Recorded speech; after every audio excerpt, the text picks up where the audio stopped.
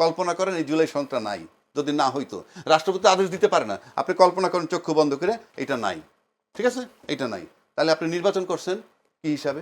সালাউদ্দিন সাহেব একজন চৌকস লোক।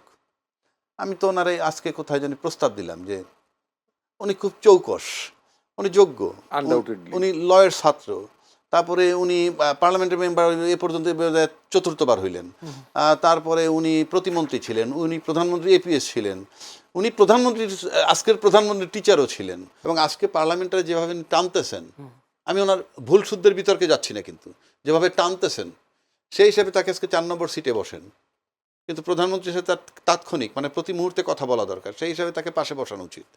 বলতে পারেন ব্যত্যয় ঘটে, ব্যত্যয় কিছু আসে যায় না, আমাদের দেশটা ভালো চলা দরকার। আমি একটু যেতে চাই আবু হেনা রাজ্জাকি। যদি সালাউদ্দিন আহমেদ তিনি সংসদে একটি অনুচ্ছেদ বলেছেন, তিনি সংবিধানের 72 ও 73 অনুচ্ছেদ উল্লেখ করে বলেছেন রাষ্ট্রপতি প্রধানমন্ত্রীর লিখিত পরামর্শ অনুযায়ী জাতীয় সংসদের অধিবেশন আহ্বান ও ভাষণ প্রদান করেছেন, যা সংবিধান সম্মত।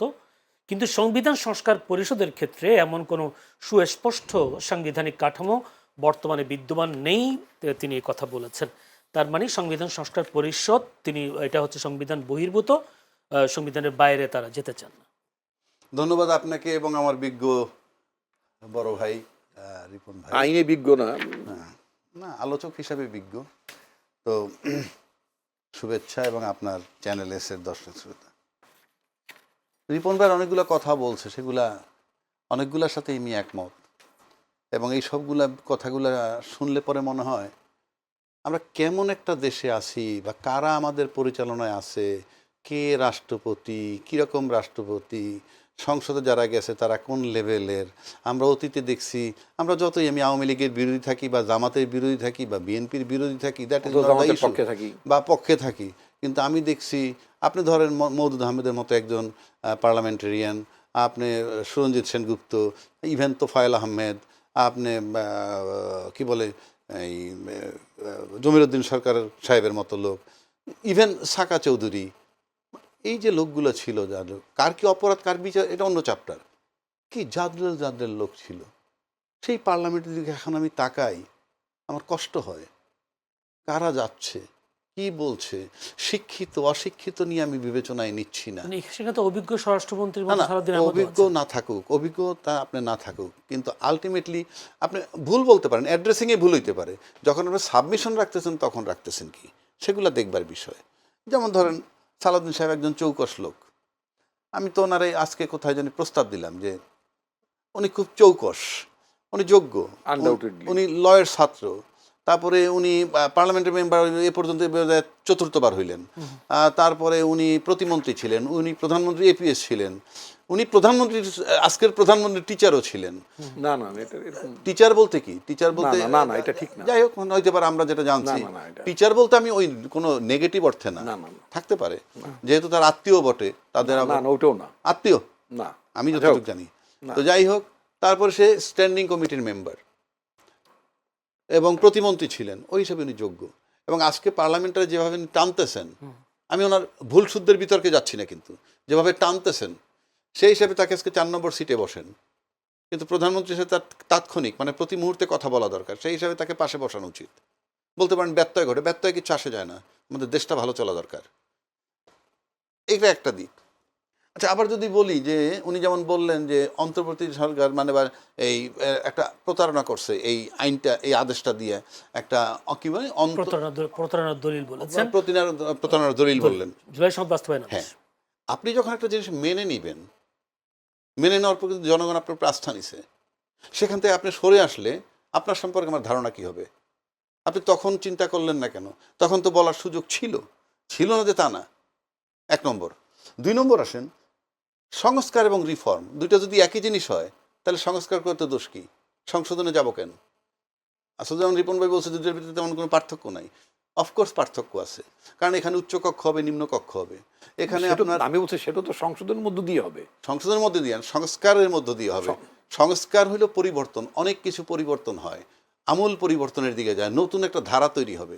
যেমন আপনার উচ্চকক্ষ নিম্নকক্ষ, সেখানে পিয়ার পদ্ধতির উচ্চকক্ষ নাকি আসন ভিত্তিক, এগুলো একটা বিশাল সংস্কার। এখন সংসদ কিন্তু শুধু সংস্কার করে না, সংসদ কিন্তু নতুন আইনও করে। আইন সুতরাং নতুন আইন হবে এবং যেখানে দরকার নতুন সেখানে আইনটা সংশোধন একদিনে করবে। নতুন আইন হলো আপনি সংবিধানের ভিতরে চলবেন, তার সাথে প্রয়োজনীয় আইন বানাবেন অন্য আইন, সেই আইনটা আরেক জিনিস। কিন্তু আমার বক্তব্যটা হচ্ছে যে আপনি যদি এখন সংবিধানটাকে সংশোধন করতে চান, সংশোধন করে কোনটা? যেমন ধরেন ওইটা শাস্তি আছে 5 বছর, এটা শাস্তি করলেন 7 বছর, 5 বছরে 2 বছর বাড়াইলেন, এইটা সংশোধন। কিন্তু ওই ইয়েটাই থাকবে না, ওইখানে অন্য একটা জিনিস বসবে, এক কক্ষ, দ্বিকক্ষ, উচ্চকক্ষ, নিম্নকক্ষ বানাবেন, এটার জন্য দরকার সংস্কার। এখন আসেন যে আমি এইটাকে- আবার একটু মাঝখানে একটা প্রশ্ন করব। জি।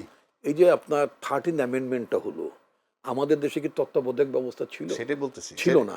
কিন্তু বলতেছি। তত্ত্বাবধায়ক ব্যবস্থা যখন সংবিধানে ইনকর্পোরেট হলো, Right. তখন কি সেটা কি হলো? বলতেছি। তখন কি সংস্কার হলো? না না, সেটা বলতেছি। তখন কি তখনকার পার্লামেন্ট কি সংস্কারের এজেন্ডা ছিল? এই যে এইখানেই কথাটা, জনগণের অভিপ্রায়, অর্থাৎ ওই যে তত্ত্বাবধায়ক সরকারটা হইছে জনগণের ইচ্ছার অভিপ্রায়। ওই রকম ভাবেই হবে এখন। সেই ইচ্ছার অভিপ্রায় হইছে বইলে সংবিধানের বাইরে বই সেই 3 দল মেনে নিছে, মেনে নেওয়ার পর 3 দলীয় রূপরেখা হইছে একটা। আর এটাকে আপনি সেই হিসাবে জনগণের অভিপ্রায়, সেই অভিপ্রায়ের ভিত্তিটা বাস্তবায়িত হইল, প্রতিফলিত হইল গণভোট দিয়ে জনগণের অভিপ্রায়টাকে। এখন আপনি বলতেছেন যে জুলাই সনদ বাস্তবায়ন যে আইনটা, এই আদেশটা, এইটা বৈধ নয়, এটা রাষ্ট্রপতি দিতে পারেন না। রিপন ভাই আরেকটা কথা বলছেন, এটা আমিও জানি, যে ওই আদেশে স্বাক্ষর করার পর প্রশ্ন করছিলেন স্বরাষ্ট্রমন্ত্রী যে আপনি এই আদেশে স্বাক্ষর করতে পারেন কিনা। উনি বলেন আমি পারি না, কিন্তু পারাচ্ছে, কথাটা ছিল এরকম, পারাচ্ছে। এখন আমার প্রশ্ন, আপনাকে দিয়ে পারাচ্ছে মানে হলো আপনি স্বেচ্ছায় করেন নাই, তাহলে বাই ফোর্স করেছেন। কে আপনাকে বাধ্য করলো, কে আপনাকে ফোর্স করলো? এটা একেবারে একটা বিশাল তদন্ত দরকার, এবং এটা ক্রিমিনাল অফেন্স করছেন যেই করে থাকুন, নাম্বার 1। নাম্বার 2, উনি শপথ নিছেন রাগের, অনুরাগের, বিরাগের বশবর্তী হয়ে আমি কিছু করব না, সব কিছুর ঊর্ধ্বে থেকে আমি করব। তা আপনি তো রাগ, অনুরাগ, ভয়, ভীতির ঊর্ধ্বে থাকার কথা। আপনি তাহলে কোথায় ভয় পেয়েছিলেন?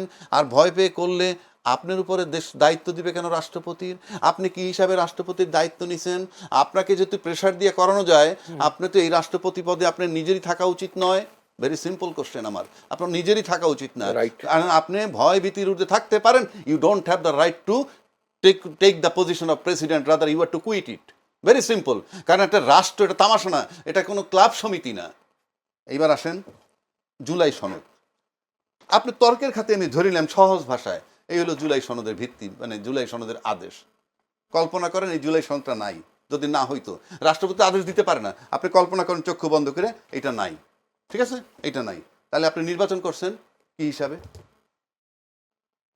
আপনি এই সংসদ ভেঙে যাওয়ার পর নির্বাচন হবে 90 দিনের মধ্যে, আপনি 2026-এর ফেব্রুয়ারিতে নির্বাচনটা করলেন কি হিসাবে? এটা নাই মনে করেন, এই আদেশটা নাই, আপনি নির্বাচন করলেন কিভাবে?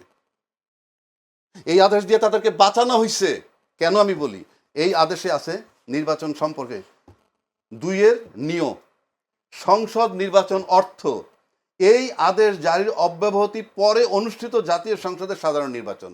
এই আদেশ হওয়ার পর যে সংসদ নির্বাচন হবে সেটার কথা বলা হয়েছে, আপনাদেরকে বাঁচাই দিছে।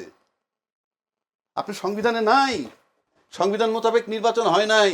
সংবিধান মোতাবেক নির্বাচন হওয়া উচিত ছিল 8 অগস্ট 2024-এ, ওত নেওয়ার পর 7 নভেম্বর 2024-এর মধ্যে নির্বাচন হওয়ার কথা। নির্বাচন হয়েছে 2026-এর 12 ফেব্রুয়ারি। চ্যালেঞ্জ করলাম, দেখান আমার এই সংবিধানে কোথায় পারমিট করে। আপনাদেরকে যদি বাঁচতে হয়, বৈধতা নিতে হয়, তাহলে এই জুলাই সনদের যে আইনটা, আদেশটা, এটাকে আপনাদের মেনে নিতে হবে। সেক্ষেত্রে সংসদ যে সার্বভৌম একটা কথা বলে, ইয়েস, সংসদ তো অবশ্যই সার্বভৌম। এই যে গণভোট হয়েছে, এই গণভোটটাই তো আইন হয়ে যাবে না, এই গণভোটটা তো আর আইন হয়ে যাবে না, বাট গণভোট হইল জনগণের রিফ্লেকশন, সেইটার আলোকে এইটাকে সংসদে ঢুকাবে, ঢুকে আপনি এটাকে একটা সংস্কারের মাধ্যমে আইনি একটা রূপ দিবেন। যেমন এই সংবিধানের 7 ধারায় বলা হয়েছে জনগণ ক্ষমতার মালিক, কি বলে নাই? এটা আমি বানাই বলতেছি না তো। তা জনগণ যদি মালিক হয়, এখানে লেখা আছে সংবিধানের সাথে প্রজাতন্ত্রের সকল ক্ষমতার মালিক জনগণ, তো জনগণ সিদ্ধান্ত নিছে গণভোটের মাধ্যমে আমি মালিক, আপনারা এক্সিকিউটিভ। মালিকের যে মনোবাসনা, মালিক যেটা চাইছে, মালিকরা সে মেজরিটি, সেটা আপনাদেরকে অ্যালাউ করতে হবে। এখন আপনি সংসদ এই তারপর আসেন পরিষদ, ওত নিতে বলছে 2টা, এটার ভিতরে লেখা আছে আপনি 2টা ওত নেবেন, এবং শেষে সংযোগ করে দেওয়া হয়েছে শপথের ভাষা কি হবে। আপনি জেনে শুনে মেনে আসছেন, এটা তো কিছুই করলেন না। তাহলে এটা আপনি করলেন কি, যে আমি 2/3 মেজরিটি পাওয়ার পর, আমরা যে কাল ধরে 55 বছরে যাবত দেখে আসছি, যে দল 2/3 মেজরিটি পেয়ে যায় সেই আইনের ঊর্ধ্বে উঠে যায়। আপনি লিখে রাখেন 100% আইনের ঊর্ধ্বে, 100%। বাংলাদেশে যারা 2/3 মেজরিটি পাইছে, সে ব্যক্তি তো আইনের ঊর্ধ্বেই, তাদের আত্মীয় স্বজন গোষ্ঠী জ্ঞাতি, তার গাড়ির ড্রাইভার পর্যন্ত আইনের ঊর্ধ্বে উঠে যায়। তো সেখানে আপনি কি আশা করবেন? বিএনপি কি সে পথে হাঁটবে কিনা? বিএনপি হাঁটবে কি হাঁটবে না তা জানি না। এইবার আসেন, যদি আমরা যদি এই জুলাই সনদ বাস্তবায়ন করি, কি হবে?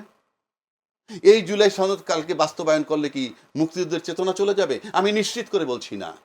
যদি এই জুলাই সনদ আইনি বাস্তবায়ন করা হয়, তাহলে কি রাজাকার জামাত কালকে ক্ষমতা আসবে? কিভাবে আসবে? নির্বাচন করে তো আসতে হবে। যদি এটা বাস্তবায়ন করা হয়, তাহলে কি কোনো ব্যক্তির ক্ষতি হবে? রাষ্ট্রের ক্ষতি হবে? জনগণের ক্ষতি হবে? নো। বরং গণতান্ত্রিক প্রক্রিয়া মজবুত হবে, গণতন্ত্র মজবুত হবে। যারা ক্ষমতায় থাকবেন তারা 2/3 মেজরিটি পাওয়ার পরেও আনসারেবল থাকবেন। এমনভাবে এটাকে করা হইতেছে যারা আনসারেবল থাকবেন, ওইটার ঊর্ধ্বে তারা থাকতে চান, আনসারেবল থাকতে চান না।